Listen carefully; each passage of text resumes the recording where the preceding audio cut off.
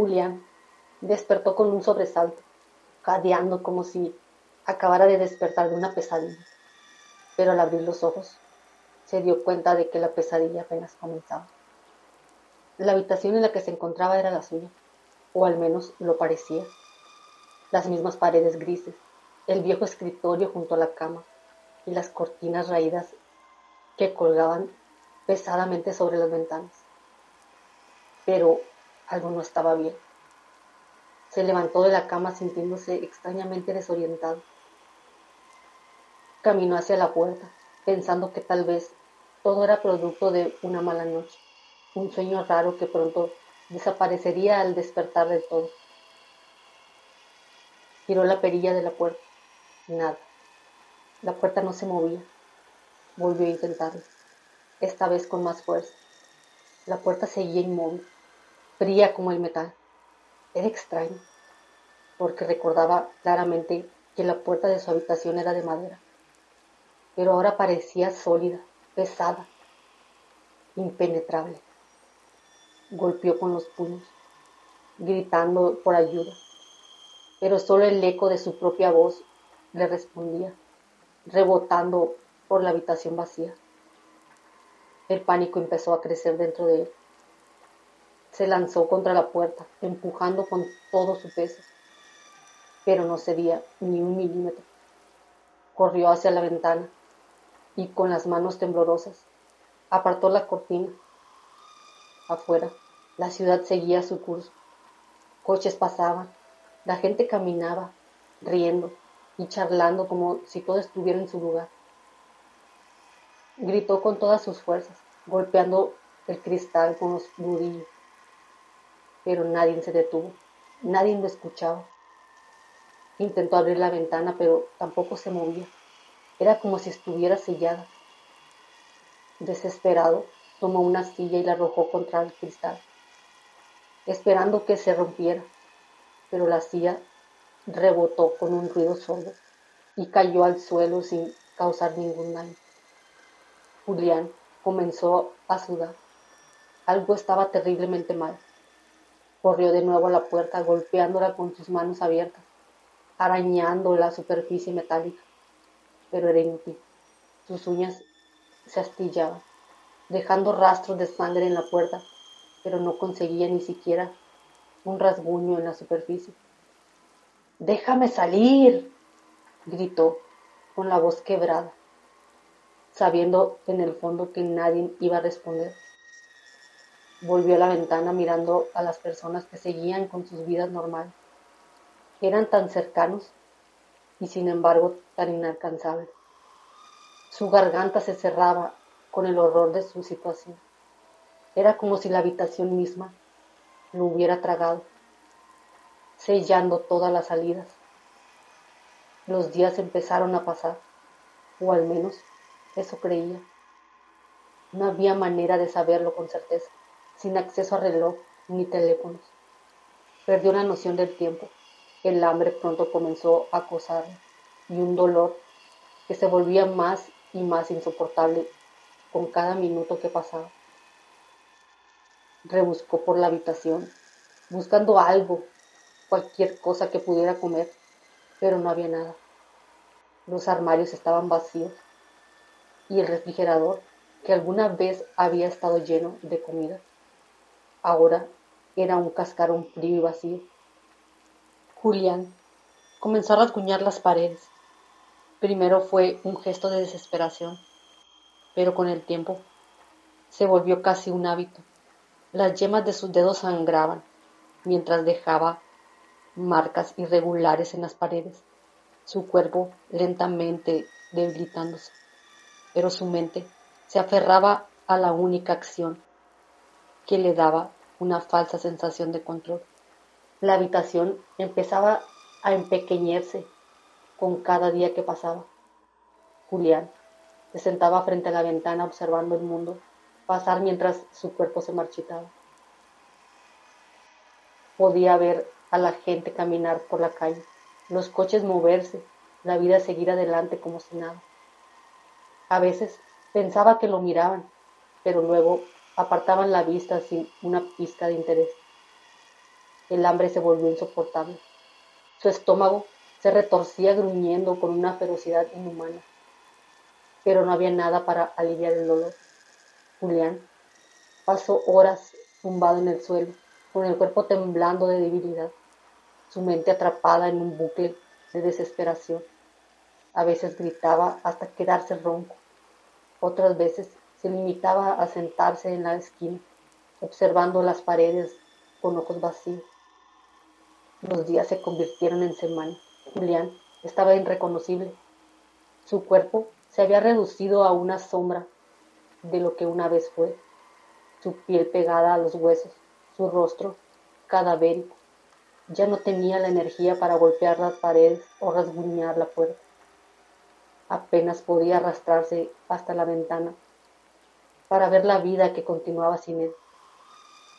El frío empezó a instalarse en la habitación. Era un frío que calaba en los huesos, un frío que venía de adentro, como si la habitación misma estuviera drenando lo poco que le quedaba. Julián se acurrucó en el suelo, demasiado débil para levantarse, demasiado débil incluso para gritar. Los últimos días fueron una niebla borrosa de hambre y dolor.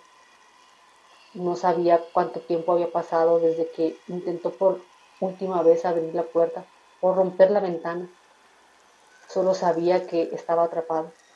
Las luces del exterior seguían parpadeando, los coches seguían pasando y las personas seguían con sus vidas. Entonces, una mañana, cuando ya no quedaba nada de él, Julián simplemente se quedó quieto.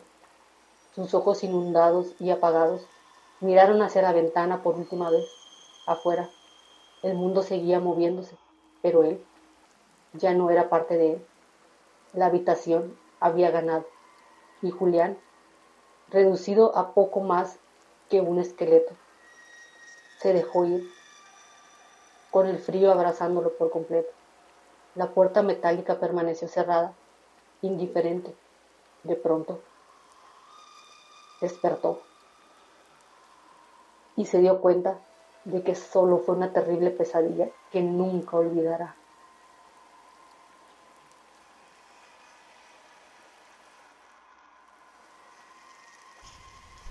Amalia es una mujer de más de 50 años, es soltera y nunca pudo tener hijos por problemas en su sistema reproductor. Pero siempre le han gustado mucho los niños, se ha pasado la vida cuidando a sus sobrinos y a los hijos de sus amigas, como niñera. Pero al llegar a cierta edad, se fue a trabajar a un orfanato para estar más cerca de los niños. Ella siempre ha querido adoptar uno, pero lastimosamente hay muchos requisitos para poder hacer eso, y Amalia no cumple con todos ellos. Aún así, no abandona la esperanza de que pueda cumplir con su sueño y tener un niño en casa. Regresando del orfanato, decidió tomar un atajo para llegar más rápido a su casa. Tomó por un sendero poco transitado, pero parecía muy seguro. Mientras caminaba, le pareció ver algo tirado en el camino. A lo lejos parecía ser una especie de cuaderno. Amalia lo levantó del suelo. El cuaderno parecía ser muy viejo, estaba algo descuidado. Aparentaba tener ya algún tiempo ahí tirado. Amalia enseguida se dio cuenta que se trataba del cuaderno que le pertenecía a un niño, ya que estaba lleno de dibujos, de colores, árboles y personas. Amalia tal vez pensó que le pertenecía a algún niño del orfanato, así que se lo llevó a casa para poder preguntar al día siguiente. Al llegar a casa, estando sola como siempre, Amalia se sentó en su sillón preferido y comenzó a leer un libro, como lo hacía casi todas las noches. Pero al cabo de un rato, dejó el libro a un lado y le entró curiosidad por examinar el curioso cuaderno que había encontrado. Encendió la lámpara de mesa y comenzó a verlo. Para su sorpresa, en el cuaderno solo habían dibujos, no habían palabras, pero sí tenía algo que parecían fechas de cuando los dibujos fueron hechos. Pero no los días, más bien eran los años. En el primer dibujo tenía un 0 como fecha en la parte de arriba de la hoja. Era un árbol muy grande, con 2 personas que lo observaban y una serpiente que los observaba a ellos. Esto le recordó a Amalia el jardín de Edén. Esto la intrigó y continuó revisando. A medida que avanzaban los años, también lo hacían en las páginas. Pero los dibujos solo se trataban de grandes horrores en la humanidad. Las guerras, los grandes genocidios, también dibujos de asesinos en serie, personas descuartizadas. Todos los dibujos, aunque estaban hechos por un niño, mostraban la gran maldad que debió haber existido desde que fue criado. Amalia estaba aterrorizada. ¿Cómo era posible que un niño tuviera todo eso en su mente? Y con tanta exactitud, como si lo hubiera vivido él mismo. Amalia también se dio cuenta que en cada dibujo había un pequeño observando todos los acontecimientos a través de la historia. Aquel niño era dibujado sonriendo, como si le hiciera feliz todo eso, como si él lo hubiera provocado. Avanzando más en el cuaderno, Amalia tuvo el impulso de dejar de verlo, ya que era demasiado perturbador. Pero aún así, continuó, y empezaron a aparecer símbolos extraños, cruces, cosas del mundo espiritual, cosas que no parecían buenas. Este niño parecía ser un tipo de anticristo o algo muy maligno, que ha estado desde siempre observando a la humanidad. Pero lo más escalofriante, a medida que se acercaba más al tiempo actual, aparecían dibujos del apocalipsis, de personas sufriendo, de demonios caminando entre nosotros, y en una página, un dibujo donde se veían millones de personas arrodilladas en el suelo. En la cima estaba este niño siendo adorado. Amalia tiró el cuaderno al suelo. Ya no soportaba seguir viendo todo eso. Corrió a su habitación y empezó a rezar. Muy asustada, sintió que algo o alguien la observaba. Miró hacia la ventana, miró una pequeña silueta que desapareció enseguida. Lentamente, Amalia se acercó hacia la ventana, que daba hacia el patio de su casa, y al hacerlo, vio la silueta de un hombre muy alto, con los brazos largos y delgados, pero cubierto por una túnica negra. Amalia cayó de espaldas al suelo al verlo, pensando que se trataba de lo peor que había visto en su vida. Intentó ponerse de pie y salir corriendo de la casa, pero en ese momento todas las luces se apagaron, quedando todo oscuras. Pero también en ese momento de horror para Amalia, escuchó que alguien o algo tocó a la puerta. Amalia, temblando, se puso de pie y tomó su linterna y lentamente caminó hacia la puerta. Tenía que ver quién la estaba buscando. Despacio abrió la puerta y quedó petrificada al ver la silueta del hombre que vio en el patio de su casa, solo que estaba un poco alejado. Pero unos pequeños pasos la hicieron dejar de mirar al hombre y bajar la mirada hacia la entrada de su casa. Con toda la oscuridad de la noche, una pequeña niña la miraba fijo y sonriendo macabramente, le dijo con una vocecita: «Señora Amalia, por favor, ¿me devuelve mi cuaderno? Es que mi padre me está esperando».